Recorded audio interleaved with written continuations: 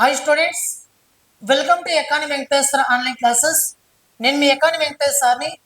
ఈరోజు అనగా ఏప్రిల్ 21, 2026న వార్తలు నిలిచినటువంటి కరెంట్ అఫైర్స్ అంశాలు కనుక మనం ఒకసారి పరిశీలిస్తే, ఈరోజు ఫస్ట్ టాపిక్ వచ్చేసి అభయ్ అనే సిబిఐకి సంబంధించి ఒక చాట్ బోర్డ్ను ప్రారంభించారు మిత్రమా. చాట్ బోర్డ్ అంటే ఇది ఒక ఏఐ ఆధారిత చాటింగ్ చేయడానికి అవకాశం ఉన్నటువంటి ఒక ఏఐ చాట్ బోర్డ్. చూడండి, ఇక్కడ CBI central bureau of investigation మీకు అందరికీ తెలిసినదే. భారతదేశంలో డిజిటల్ అరెస్టులు అనేవి విపరీతంగా పెరిగిపోతున్నాయి. డిజిటల్ అరెస్ట్ అంటే ఏం మిత్రమా, మేము బ్యాంకులో పనిచేస్తున్నాం, మేము బ్యాంక్ మేనేజర్లము, మేము బ్యాంకు నుంచి మాట్లాడుతున్నాం, మీరు మాకు 500 పంపిస్తే మీకు మేము 20,000 పంపిస్తాం, ఓకేనా, లేదా మీరు ఈ ఓటీపీ చెప్పండి, ఈ నెంబర్ పైన క్లిక్ చేయండి అని చెప్పి మోసాలకు పాల్పడుతుంటారు. దాంతోపాటు కొంతమంది ఫొటోస్ని తీసి దాన్ని నగ్నంగా రూపొందించి వాళ్ళకి షేర్ చేసి వాళ్ళని భయపెట్టించి వాళ్ళ దగ్గర డబ్బులు వసూలు చేస్తుంటారు. అంటే ఈ పోటుగాళ్ళు, ఆ ముఠాముఠీలు ఎవరైతే ఉంటారో ఆ ముఠాముఠీల నుంచి మనం తప్పించుకోవడం కోసం ప్రభుత్వమే ఒక చొరవ తీసుకున్నది. అయితే ఈ మోసాలు కానీ అంటే డిజిటల్ అరెస్ట్ అంటే వీటన్నిటిని కూడా ఎవరైతే మోసం చేసి మనల్ని బెదిరించి మన ఫోటోని మార్పిడి చేసి ఇలా మోసం చేసి ఆన్లైన్లో డబ్బు సంపాదిస్తుంటారు చూడండి, వాళ్ళని మనం ఏం పిలుస్తామంటే డిజిటల్ అరెస్ట్ అని పిలుస్తాం వాటిని. ఓకేనా, గుర్తుపెట్టుకోండి. లేకపోతే మేము అరెస్ట్ చేస్తాం, మీరు 5,000 ఇప్పుడు అరెస్ట్ చేస్తాం, మీరు ఈ పని చేశారు, మీరు ఇలా చేశారని చెప్పి మనం బెదిరిస్తుంటారు. బెదిరించి ఏమని చెప్తున్నా అంటే, మీరు ఇమ్మీడియట్గా ఈ తేదీలో డబ్బు పంపించకపోతే మీ ఇంటికే పోలీసులు వస్తారని చెప్పి బెదిరించి మరి డబ్బులు వసూలు చేస్తుంటారు. వీటిని ఏం పిలుస్తామంటే డిజిటల్ అరెస్ట్లు అని పిలుస్తాం. ఈ డిజిటల్ అరెస్ట్ల నుంచి ప్రజలను సంరక్షించడం కోసం ప్రత్యేకంగా సిబిఐ అభయ్ అనే ఒక చాట్ బోర్డ్ ను ప్రారంభించింది. చాట్ బోర్డ్ ఏఐ ఆధారిత, అంటే మనిషి ఉండాల్సిన అవసరమే లేదు.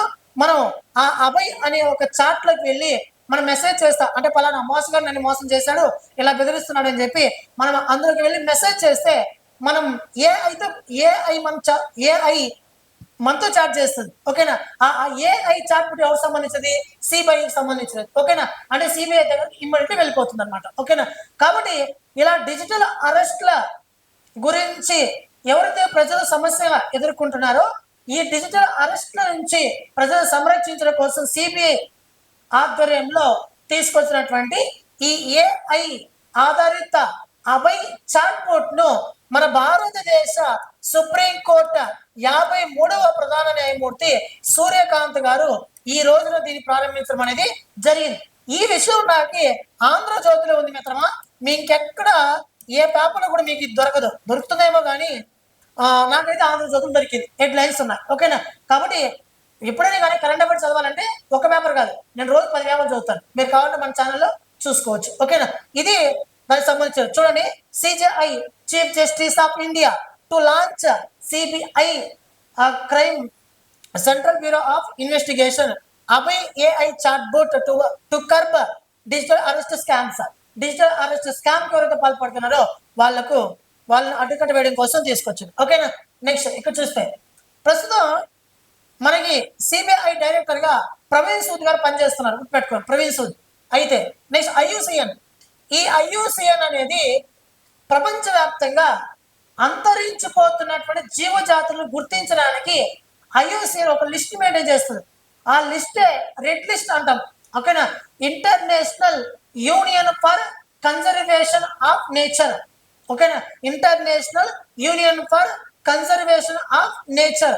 ఇది స్విట్జర్లాండ్ దేశంలోని గ్లాండ్ కేంద్రంగా పనిచేస్తుంది. స్విట్జర్లాండ్ దేశంలోని గ్లాండ్ కేంద్రంగా పనిచేస్తుంది.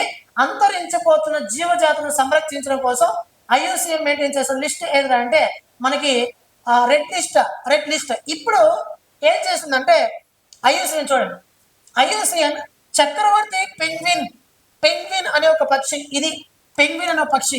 దీని పేరు ఏంటంటే చక్రవర్తి పెంగ్విన్. దీని ఏమో పిలుస్తామంటే ఆప్టనోడైట్స్ ఫార్స్టర్ అని పిలుస్తాం. ఆప్టనోడైట్స్ ఫార్స్టరీ అని పిలుస్తాం. ఇది అంతరించిపోతున్న జాబితాలో ఇటీవల చేర్చడం అనేది జరిగింది. ఇక చూడండి, అంతరించిపోతున్నది అంటే ఇంకా ఫ్యూచర్ అని అర్థం. అంతరించిపోయే ప్రమాదం ఉంది అంటే అది అలర్ట్. ఓకేనా, చూడండి ఇక్కడ అంతర్జాతీయ ప్రకృతి పరిరక్షణ సంఘం, international union for conservation of nature, చక్రవర్తి పెంగ్విన్ ను అంతరించిపోయే ప్రమాదానికి దగ్గరగా ఉన్న, ఇంకా అంతరించిపోతుంది, ఓకేనా, అంత దగ్గరగా ఉంది, అంతరించిపోయే ప్రమాదానికి దగ్గరగా ఉన్న జాబితాల నుండి దాన్ని తీసి అంతరించిపోతున్న జాబితాలకి చేర్చడం అనేది జరిగింది. ఈ చక్రవర్తి పెంగ్విన్ ప్రస్తుతం జీవించి ఉన్న పెంగ్విన్లోకెల్లా అత్యంత పొడవైనది మరియు బరువైనది. నెక్స్ట్, ఇవి ఎక్కువగా అంటార్కిటిక్ ఖండం అంతటా మరియు ఉప అంటార్కిటిక్ ద్వీపాల్లో ఇది కనిపిస్తాయి.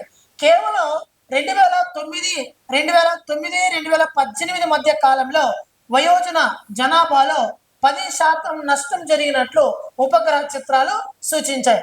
గ్రీన్ హౌస్ వాయు ఉద్గారాలు అంటే కార్బన్ ఎమిషన్స్, గ్రీన్ హౌస్ వాయు ఉద్గారాలను తీవ్రంగా తగ్గించకపోతే 2080వ దశకం నాటికి చక్రవర్తి పెంగ్విన్ల జనాభా సగానికి తగ్గి 2100 నాటికి దాదాపు అంతరించే ప్రమాదం ఉందని చెప్పి IUCN తెలపడం అనేది జరిగింది. ఓకేనా, రైట్. నెక్స్ట్, అంతరిక్షంలో అంటే రానున్నటువంటి కాలంలో స్పేస్, అంతరిక్షంలో మరియు చంద్రుడి పైన అణు రియాక్టర్లు ప్రయోగించాలని భావిస్తున్నటువంటి దేశం ఏదంటే అమెరికా దేశం. మీకు అందరికీ కూడా తెలిసినదే, భారతదేశంతో పాటు ప్రతి ఒక్క దేశానికి కూడా ఒక్కొక్క అంతరిక్ష పరిశోధన సంస్థ ఉంటుంది. That is NASA national aeronautics space administration ఏదైనా అంటే అమెరికా అంతరిక్ష పరిశోధన సంస్థ. యూరోపియన్ స్పేస్ ఏజెన్సీ ఎవరు సంబంధించింది అంటే యూరోపియన్ యూనియన్ కంట్రీస్ సంబంధించినటువంటి సంస్థ. అదేవిధంగా రాస్కమాస్ అనేది ఏ దేశం సంబంధించిన అంతరిక్ష పరిశోధన సంస్థ అంటే రష్యా దేశానికి సంబంధించినది. దాంతో పాటు China national space agency China దేశానికి సంబంధించినది. ఓకేనా, అదే విధంగా మనకి JAXA Japan space agency Japan దేశానికి సంబంధించినది. ఇలా ప్రతి ఒక్క దేశానికి కూడా ఒక్కొక్క అంతరిక్ష పరిశోధన సంస్థ ఉంది. That is India means ISRO, అది మన భారతదేశంలో ISRO, Indian space research organisation 1969 August 15వ తారీఖున బెంగళూరు కేంద్రం ఏర్పాటైంది. ప్రస్తుతం నారాయణ గారు దానికి చైర్మన్ గా పనిచేస్తున్నారు. అయితే ఇస్రో ప్రయోగాలు ఎక్కడి నుంచి చేపడుతున్నాడు అడుగుతాడు శ్రీహరికోట. ఓకేనా, సరే ఇప్పుడు చూస్తే ఇక్కడ 2000 ఇప్పుడు రీసెంట్ గా అమెరికా నాసా ఏం చేస్తుంది మిత్రమా, అంతరిక్షంలోకి దాదాపు 50 సంవత్సరాల తర్వాత మళ్ళీ మొన్న మానవుని పంపింది, 4 వ్యక్తులు పంపింది. ఈ 4 వ్యక్తుల్లో 3 వచ్చేసి అమెరికా దేశానికి సంబంధించిన వాళ్ళు, 1 వచ్చేసి కెనడా దేశానికి సంబంధించిన వాళ్ళు. అదేవిధంగా ఈ 4లో 3 పురుషులు అయితే 1 స్త్రీలు కూడా వెళ్ళారు. ఓకేనా, వెళ్ళి చంద్రుడి ఆవుల వైపున ఎలా ఉంది, చంద్రుడి చుట్టూ పరిస్థితి ఎలా ఉంది, భవిష్యత్తులో మేము ఈ చందమామ పైన ఏమైనా మన బిల్డింగ్స్ కట్టగలమా, ప్రత్యేకమైనటువంటి మానవులు ఏమైనా ఏర్పాటు చేసుకోగలమా అని చెప్పి ఇటీవల పరీక్షించి మళ్ళీ కిందకి దిగి వచ్చేసింది మొన్న ఒరాయిన్ అనే యువక నౌక ద్వారా. ఓకేనా, ఒరాయిన్ అనే యువక నౌక ద్వారా ఇటీవల రీసెంట్ గా ప్రోగ్రామ్ జరిగింది. అయితే ఇప్పుడు మళ్ళీ ఏం ఆలోచిస్తుందంటే అమెరికా భవిష్యత్తులో అంతరిక్షంలో మరియు చంద్రుడి పైన న్యూక్లియర్ రియాక్టర్స్ ను ఏర్పాటు చేయడానికి ప్రయోగించాలని చెప్పి అమెరికా భావిస్తుంది. చూడండి, 2028 నాటికి అంతరిక్షంలో మరియు 2030 నాటికి చంద్రుడి ఉపరితలం పైన అణు రియాక్టర్లను మోహరించడమే లక్ష్యంగా యునైటెడ్ స్టేట్స్ ఆఫ్ అమెరికా అధికారికంగా నేషనల్ ఇనిషియేటివ్ ఫర్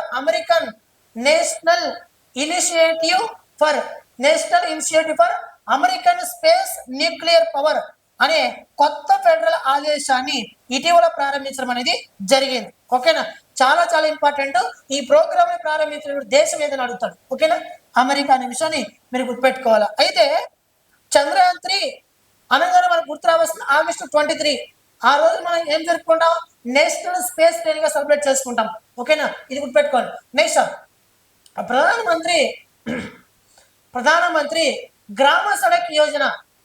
గ్రామ అంటే విలేజెస్, సడక్ అంటే రోడ్లు అన్న విషయం గుర్తుపెట్టుకో. స్కీమ్ బాగా గుర్తుపెట్టుకోవాలి, దాని లక్ష్యం. సడక్ అంటే రోడ్లు కావాలంటే చూడు ఇక్కడ, ఇది రోడ్లు. ఇది నేను అఫీషియల్ వెబ్సైట్ నుంచి తీసుకున్నా.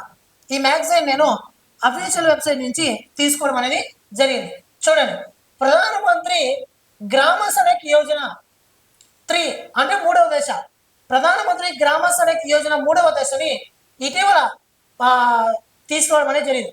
ఆ 3వ దశ ప్రధానమంత్రి గ్రామ సడక్ యోజన పథకాన్ని 2028 మార్చ్ వరకు ఇటీవల పొడిగించడం అనేది జరిగింది. చూడండి, క్యాబినెట్ అప్రూవ్స్ కంటిన్యూషన్ ఆఫ్ ప్రధానమంత్రి గ్రామ సడక్ యోజన 3 రివైజ్ అవుట్లే అంటే 83,977 కోట్ల రూపాయలు కూడా దీనికి కేటాయించడం అనేది జరిగింది. Next, scheme extended behind March 2025 to March 2025 నుంచి 2028 మార్చ్ వరకు దీన్ని పొడిగించడం అనేది జరిగింది. చూడండి, ప్రధానమంత్రి గ్రామ సడక్ యోజన 1 2000 సంవత్సరంలో డిసెంబర్ 35 ప్రారంభమైంది. అయితే డిసెంబర్ 25 2000లో ప్రారంభమైనటువంటి ఈ గ్రామ సడక్ యోజన మొదటి దశ ఉద్దేశం ఏంటంటే అనుసంధానం అంటే రోడ్ కనెక్టివిటీని పెంచడం.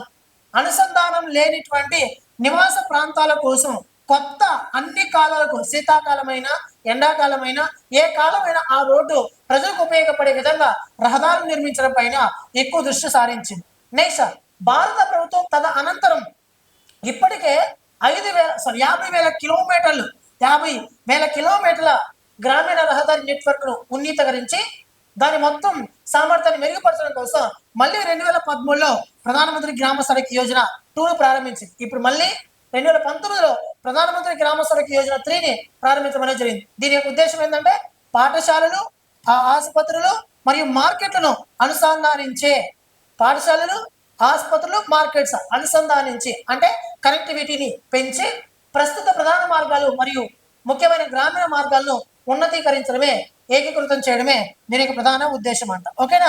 నెక్స్ట్, దేశీయ ఆటగాళ్ళ కోసం దేశీయ ఆటగాళ్ళ కాంట్రాక్ట్ విధానాన్ని ప్రారంభించిన మొట్టమొదటి రాష్ట్రం ఏదంటే ముంబై క్రికెట్ అసోసియేషన్. చూడండి, ప్రతి ఒక్కరికి కూడా ఐపీఎల్లో మనం వెళ్ళాలని మన ఆశ, టీమిండియాలో జాయిన్ అవ్వాలని చెప్పి మరొక ఆశ, అంతేనా? ఓకేనా. టీమిండియాలో జాయిన్ అవ్వాలని ఆశ, ఐపీఎల్లో జాయిన్ అవ్వాలని చెప్పి ఆశ. అయితే ఎవరైతే భారతదేశ వ్యాప్తంగా ఐపీఎల్ ఆడాలనుకుంటారో, ఎవరైతే ఆ టీమిండియాలో చేరాలనుకుంటారో వాళ్ళకి ఆర్థిక స్తోమత లేకుండా ఉంటారు. ఇప్పుడు నేనున్నాను అనుకోండి, నేను క్రికెట్ బాగా ఆడతాను అనుకోండి, నేను క్రికెట్ బాగా ఆడతా, కానీ ఐపీఎల్ మ్యాచ్లో కూడా నేను ఆడగలను, కానీ అక్కడి వరకు నాకు పోవడానికి ఆర్థిక సహకారం అనేది నాకు అందలేదు. కాబట్టి నేను ఇప్పటికీ కింది స్థాయిలో ఉన్నా, స్టేట్ లెవెల్లో ఆడుతున్నా.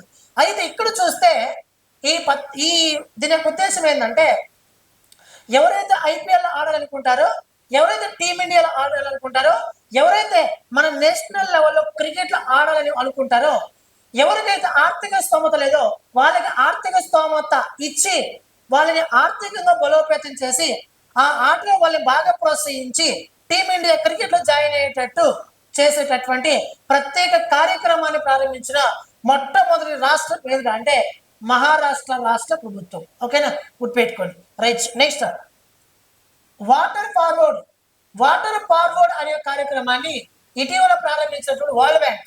మీకు అందరూ కూడా తెలిసినదే, వరల్డ్ బ్యాంక్, ప్రపంచ బ్యాంక్. ఈ వరల్డ్ బ్యాంక్ ని మనం IBRD అని కూడా పిలుస్తాం. IBRD అంటే international bank for reconstruction and development. ఇది 1944లో ఏర్పాటైంది. దీని హెడ్ క్వార్టర్స్ వచ్చేసి వాషింగ్టన్ DC. అయితే బ్రెటన్ వుడ్స్ అని చెప్పి ఒకటి ఉంటాయి. ఈ బ్రెటన్ వుడ్స్ అనే ఒక ప్రాంతం ఎక్కడ ఉందంటే అమెరికాలో. ఈ బ్రెటన్ వుడ్స్ అనే ఒక ప్రాంతంలో సమావేశాన్ని ఏర్పాటు చేసి 2 సంస్థలు తీసుకొచ్చారు. ఒకటి IMF, రెండవది IBRD. తర్వాత కాలంలో IBRD వరల్డ్ బ్యాంక్ గా మారింది. ఈ వరల్డ్ బ్యాంక్ ప్రస్తుత అధ్యక్షుడు ఎవరు అంటే అజయ్ బంగా. ఇతను మన భారతదేశ సంతతి వ్యక్తి. అజయ్ బంగాకి 14వ అధ్యక్షుడిగా ఎవరున్నారంటే అజయ్ బంగా గారు ఉన్నారు. ఇప్పుడు వరల్డ్ బ్యాంకు వాటర్ ఫార్వర్డ్ అనే కార్యక్రమాన్ని తీసుకొచ్చింది. దీని ముఖ్య ఉద్దేశం ఏంటంటే 2030 నాటికల్లా 100 కోట్ల మంది ప్రజలకు నీటి భద్రత అంటే ఏమిటి, నీటి భద్రతను ఏ విధంగా మనం సేవ్ చేసుకోవాలి, నీటి భద్రతను మెరుగుపరచడంలో సహాయపడడానికి వాటర్ ఫార్వర్డ్ అనే ఒక ప్రత్యేకమైన వేదికను ఇటీవల వరల్డ్ బ్యాంక్ ఏప్రిల్ 15న ప్రారంభించడం అనేది జరిగింది. ఇక ఐసీసీ అనగానే గుర్తొచ్చేది ఐసీసీ ఎప్పుడు ఫామ్ అయింది మిత్రమా? ఐసీసీ అంటే ఇంటర్నేషనల్ క్రికెట్ కౌన్సిల్, అంతర్జాతీయ వ్యాప్తంగా క్రికెట్ను నిర్వహిస్తుంది, వద్దనుకుంటే నియంత్రిస్తుంది. ఓకేనా? ఐసీసీ 1909లో ఏర్పాటైంది. దీని హెడ్ క్వార్టర్స్ ఎక్కడ ఉందంటే దుబాయ్లో ఉంది. దుబాయ్ ఎక్కడ ఉందంటే యుఏఈలో ఉంది. దీని ప్రస్తుత చైర్మన్ వచ్చేసి జైషా. ఆ జైషా ఎవరు అంటే మన భారతదేశానికి సంబంధించినటువంటి వ్యక్తి. అయితే తొలి ఐసీసీ అయితే ఇంతవరకు జరగలేదు. తొలి ఇది ఫస్ట్ ఐసీసీ మహిళల T20I, ఉమెన్స్ T20I ఛాలెంజ్ ట్రోఫీకి ఆతిథ్య దేశంగా ఏది ఇవ్వబోతున్నదంటే రువాండా దేశంలో ఈ స్పోర్ట్స్ ఆతిథ్యం ఇవ్వబోతున్నది. చూడండి, తొలి ఐసీసీ మహిళల T20I ఛాలెంజ్ ట్రోఫీకి రువాండా దేశం ఆతిథ్య దేశం వ్యవహరిస్తుంది. ఈ టోర్నమెంట్ను ఏప్రిల్ 18 నుండి మే 2 వరకు గాలిలోని గాలి గహంగా క్రికెట్ స్టేడియంలో రువాండా దేశంలో ఇది జరగడం అనేది జరుగుతుంది. కాబట్టి ఆతిథ్య దేశం బాగా గుర్తుపెట్టుకోండి. ఇక చివరి topic miss India Femina miss India అని కూడా వచ్చింది. మిస్ ఇండియా అన్న ఫెమినా మిస్ ఇండియా అన్న రెండు ఒకటే. Miss India, miss world, miss earth, ఓకేనా, మిస్సెస్ ఇలా ఉంటుంది, గుర్తుపెట్టుకోండి. మిస్ అంటే పెళ్లి కాని వాళ్ళు, ఓకేనా. మిస్ ఇండియా కిరీటాన్ని సొంతం చేసుకున్న గోవా సుందరి సాత్వి సతీష్ సైల్ మిస్ ఇండియా 2026 కిరీటాన్ని గోవా సుందరి సాత్వి సతీష్ సైల్ అనే ఒక వ్యక్తి మహిళ అందుకోవడం అనేది జరిగింది. ఒడిశా రాజధాని భువనేశ్వర్లో KIIT విశ్వవిద్యాలయంలో ఇది జరిగింది. అయితే 61వ ఫెమినా మిస్ ఇండియా వేడుకల్లో ఆమె విజేతగా ప్రకటించారు. మహారాష్ట్ర భామ రాజ్నం దినీ పవార్ తొలి రన్నరప్ నిలిచింది. జమ్మూ అండ్ కాశ్మీర్కి చెందినటువంటి తెలుగు, తమిళ మూలాలు ఉన్నటువంటి అద్వైత 2వ రన్నరప్ గా నిలిచింది. ఒడిశాలో మిస్ ఇండియా పోటీలు జరగడం ఇదే తొలిసారి. ఇది మనకి ఇటీవల వార్తలు ఇచ్చినటువంటి కరెంట్ అఫైర్స్ అంశాలు. ప్రతిరోజు కూడా మన యాప్లో మీకు నేను daily current affairs videos upload చేస్తున్నాను విత్ కంటెంట్. మీరు గ్రూప్ 1 అయినా రాసుకోండి, హైకోర్టు అయినా రాసుకోండి, ఇబ్బంది లేదు, ఓకేనా. అంత ప్రామాణికంగా అందిస్తున్నాను. దాంతోపాటు మంత్లీ మ్యాగజైన్స్ ఇస్తున్నా, ప్రతి month 1 liner current affairs bits upload చేస్తున్నా, ప్రతి మంత్ మీకు నేను టెస్ట్ సిరీస్ అప్లోడ్ చేస్తున్నా, ప్రతిరోజు మీకు వీడియోస్ ఇస్తున్నా, ఓకేనా. ఇంతకనే ఏం కావాలి, ఖచ్చితంగా విజేతగా మీరు అవుతారు, ఓకేనా. థ్యాంక్ యూ మిత్రమా, థ్యాంక్ యూ సో మచ్. ఇది ఈరోజు కరెంట్ అఫైర్స్. Thank you.